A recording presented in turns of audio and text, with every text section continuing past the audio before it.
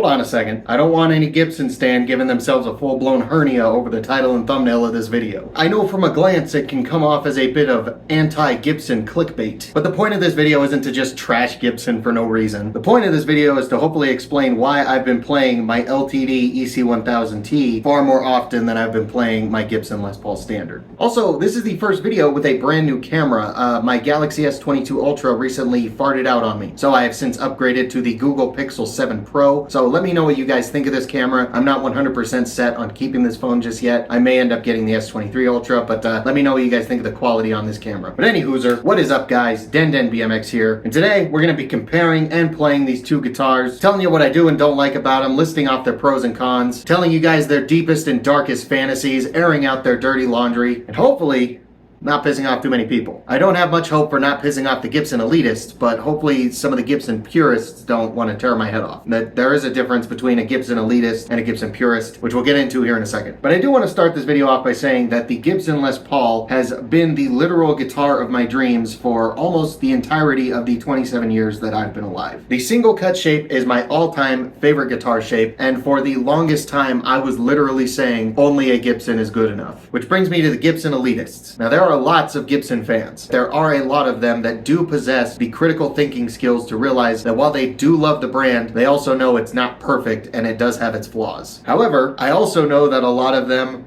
don't possess that skill. There are just as many fans of Gibson that are die-hard loyalists to the brand and choose to remain willfully ignorant to even the most minor of criticisms towards Gibson. Now there are people like that for every brand and every niche imaginable, but Gibson's is specifically prevalent. They put Gibson on a pedestal so high that regardless of the facts, they will say that every single Gibson instrument is objectively better than any other stringed instrument that has ever or will ever exist. And if you dare disagree with them, they will burn down your house, they will draw and quarter your children in front of you, and then they will waterboard you while they fuck your dad. So while all of what I just said and the rest of this video is not intended as a slight or a hit piece towards Gibson, the fact that I'm blatantly saying that I play this guitar more than my Gibson Les Paul is going to be nothing less than a crime against God in some people's eyes. So I am prepared to see some hurt fifis in the comments section. However, I hope that some of them can come to realize that it's important to recognize the flaws in the things that you love, because then you can make the things that you love even better instead of just ignoring its flaws and acting like it's perfect when it clearly isn't. And I hope by watching the rest of this video you will also come to understand why I play this guitar that I bought used for $900 far more often than I play the guitar of my literal dreams that I bought brand new for $2,500. But if not, oh well, stay in your echo chamber. It's no far off my skin. Now with that being said, let's actually talk about my Gibson Les Paul Standard 60s in unburst. And besides the thinner 60s style neck, this thing is just a full-blown classic spec Les Paul Standard. Solid mahogany body, mahogany neck, maple cap, rosewood fretboard, CTS pots, classic wiring, slightly hotter PAF style pickups. And I gotta say, I was not disappointed when I got this guitar. Hell, I documented my unboxing experience. You can go look and see how excited I was for this guitar. Even a year later, I was incredibly stoked with this guitar. Even nowadays, I am still not unsatisfied with this guitar. I still love it and play it regularly. The Gibson Les Paul Standard was the literal guitar of my dreams, and it's still kind of hard for me to believe that I actually have one now. But something funny about life that I've discovered a few times now is that when you finally get that perfect whatever it is you want in life, sometimes you'll end up finding out that you enjoy something else a little bit more, and that something else isn't as perfect within said parameters of perfection. Which brings us to my 2021 ESP LTD EC-1000T. And there are many things that I kind of prefer on this guitar over my Gibson Les Paul Standard. And I'm slowly realizing that a lot of these things are kind of the polar opposite to what a Gibson purist wants. For starters, this guitar is chambered, so it's essentially hollowed out on the inside, and it's very light. And that is a cardinal sin to many Gibson purists, because they carry this belief that the more solid and heavy a guitar is, the more sustain and resonance it's going to have. Therefore, when you chamber out or weight relieve a guitar, you're essentially killing its sustain and its resonance. But let me show you something.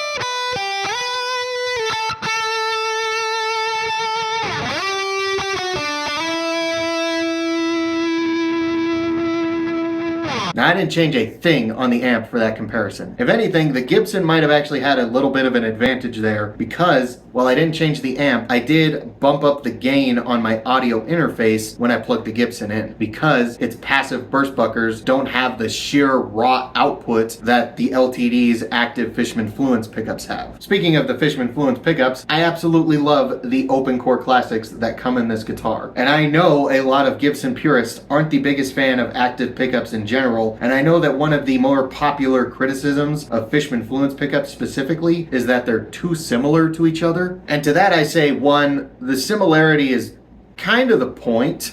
I don't know why the consistency in a pickup's manufacturing is somehow a downside to you, but I personally enjoy the fact that if any guitar has a set of Fishman Fluence humbuckers in it, I will know for a fact that it is going to sound good. I have played some R9s and some R0s that have fantastic sounding custom buckers in it, but I've also heard and played some not so fantastic sounding custom buckers. In fact, I think it was last year when I got to play one of the Gibson Murphy Lab custom shop Corinna 1958 Flying V's, and it had the worst sounding pair of custom buckers I have ever heard. The pickups had no bark whatsoever, and if you dared put it on anything other than a clean channel, it would expose how atrociously microphonic they were. And again, custom buckers are like $500 pickups. That's like the price of some guitars, and there's a chance that you could get a bad set. I don't like gambling my money on something that just should be good. And as for the Fishmans having no dynamics, I would like to politely disagree, because one, the sheer clarity of these pickups is insane compared to even some other active pickups, and with the fact that the Fishmans are basically 3 pickups in one, I personally hear plenty of dynamics on all 3 of the voicings in a litany of different genres.